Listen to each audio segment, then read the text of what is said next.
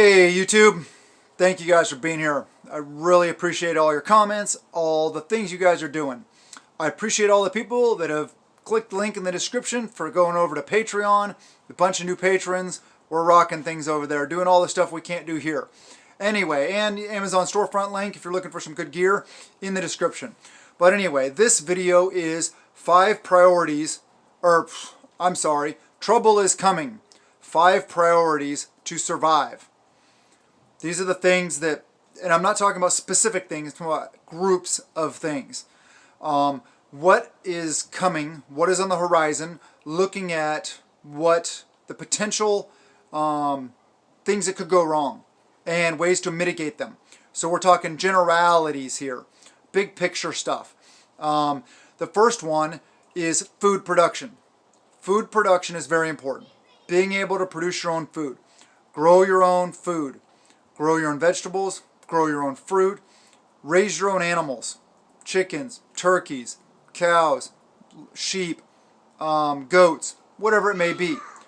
Meat rabbits, some people like. They reproduce quickly and produce a lot of meat. But anyway, food production is security, is freedom, is independence. Because you're not tied into the on-demand food system that is in the United States today. Within 3 days, everybody's going to be out of food. All the grocery stores and all the stuff like that. So what happens if the trucks stop rolling?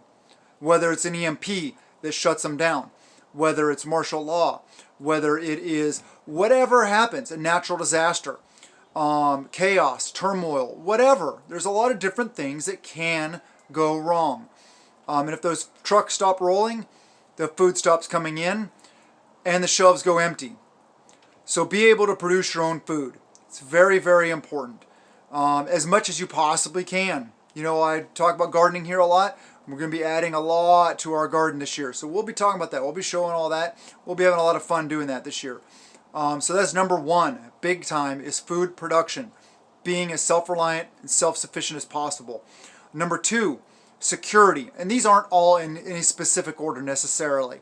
Security for your house, your property, locks on your doors, windows, bars, alarm systems, motion sensors, lights, fences, delay features, maybe posts that you have, listening posts, observation posts, as well as other security posts.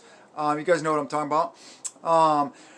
Having the ability to defend and protect yourself, your family, your area, your neighborhood, whatever it may be.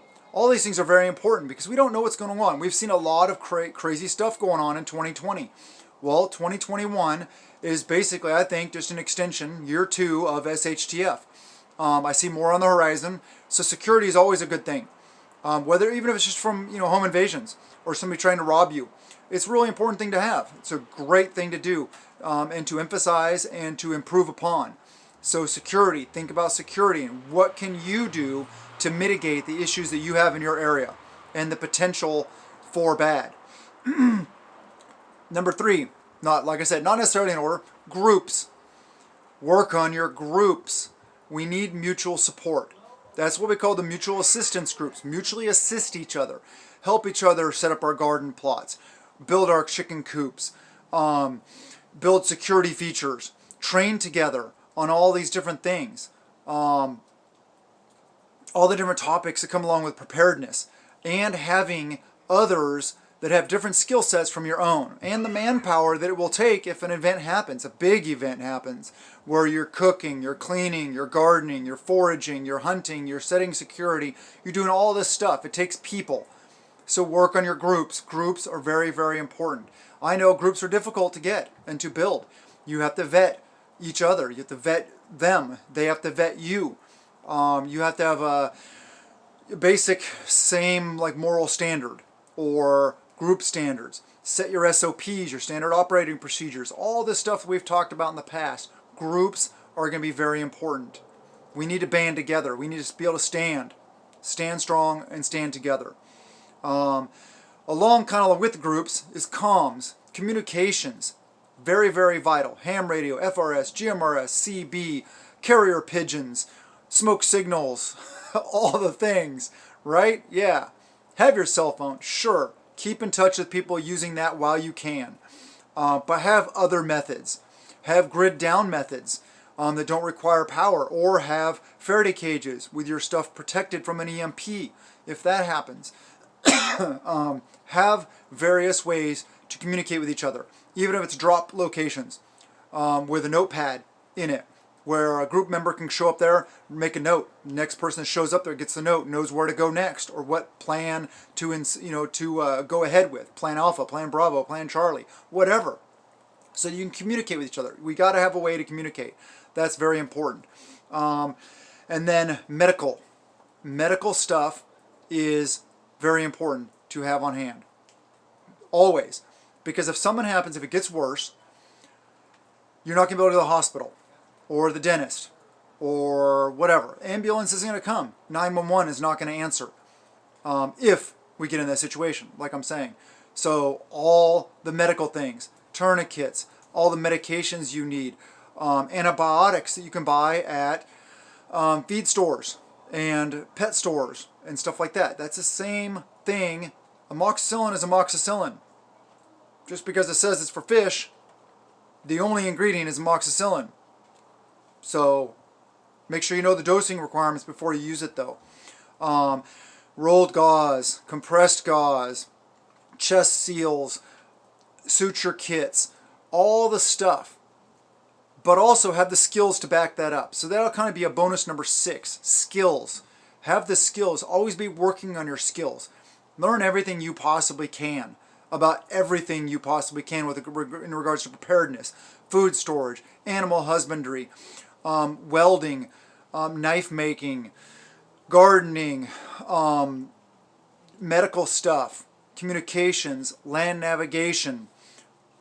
There's so many different things you can learn as a prepper. Skills are very, very important. Have the things, yes. Be stockpiling your food. Prepping a little every day, of course, as always. And fitness. I guess that's a number 7. Fitness. I should have made a bigger list. But fitness is always key. The more fit you are, the better able you are to survive the fight, whatever that fight may be. And to thrive in any situation, because you'll be better able to do the things. You'll be better able to haul that dirt around, the topsoil for your garden. You'll be better able to go on long-range foot patrol. You'll be better able and better equipped to sit a static post all night long, or to go get up early and to go out and feed the animals, and just to live an active outdoor lifestyle that will be required of you pretty much when things get really bad. So think about these things. These are very, very important things. I know they're just the standard things. We key off them. We talk about them all the time. But I can't stress enough. This is the stuff we're talking about. Along with number 1, start buying your seeds now. Seeds are hitting stores. So start buying them. Every single time I go to a store that carries seeds, I buy at least 10 packs, if not 20 or 50 packs, as well as ordering the big packs like you see in my Amazon storefront. Link in the description if you want to check it out. Those are really good sources also. The non-GMO organic heirloom seeds are the best, of course. But if you got to make do with making do, well, sometimes you got to do that. Also, think about it. If you buy a cantaloupe at the store, save the seeds. Those are cantaloupe seeds.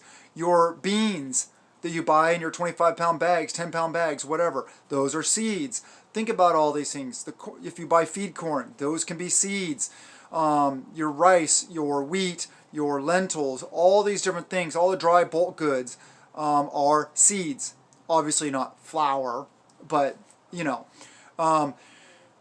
So stockpile seeds, buy lots of food, be ready to be self-sufficient, be ready to bug in. I think that that's much more likely to be able to have to bug in and be stuck at home for extended lengths of time, or maybe at your bug out location. Possibly you may need to bug out depending on what your group's plans are, how you're set up, where you live, what the threats are in your area. But that's intelligence is another one. Head on a swivel. Make sure you know what's going on. Make sure you're constantly doing threat assessments of your area, of your community, of your county, of your state, all these things, so that you know and you have a heads up when things are going to start going south, so that you can have that maybe couple hour notice where you can get a head start on things. You can either shut things down, prepare to bug in, or you can start loading up the vehicle and getting ready to get the heck out of Dodge. Anyway, intelligence is very key. All these things are very key. So let me run down that really quick. Food production, big time. Security, groups, comms, medical, skills, and fitness.